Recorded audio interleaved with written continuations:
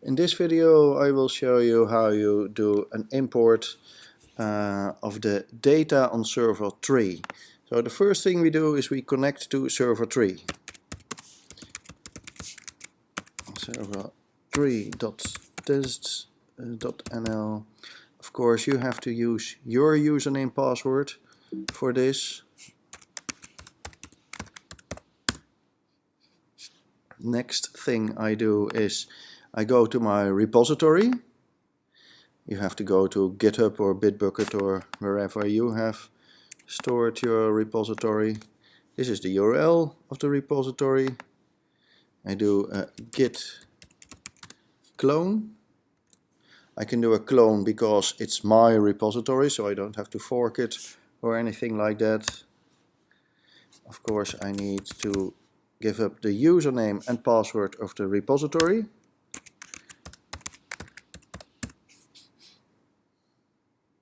Yep, wrong one.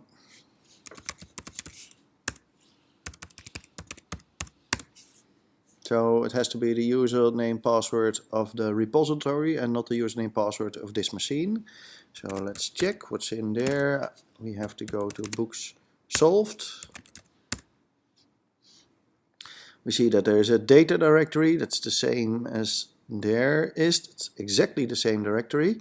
The next thing we do, we have to check in config that we connect to the proper database. You should have a config that looks like this, server3.test.nl slash, in my case, books dash dev, and you need to have a different name, something like one of the names you see in here with your student number. The command to restore data is mongo restore -d. That's the name of the database. Books dev, that's the name of the database. And then where I can find my data, and that is in data seed. So this is the command, mongo restore -d books -dev, name of the database, as is defined in config.js.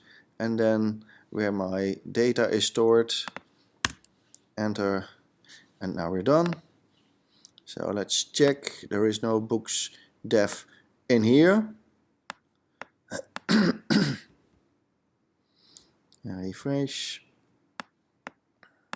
I already did see something changing. Collections. So I have a collection of books. Let's count it, and it's 10. So this is how I do an import of my data on the server. That's it.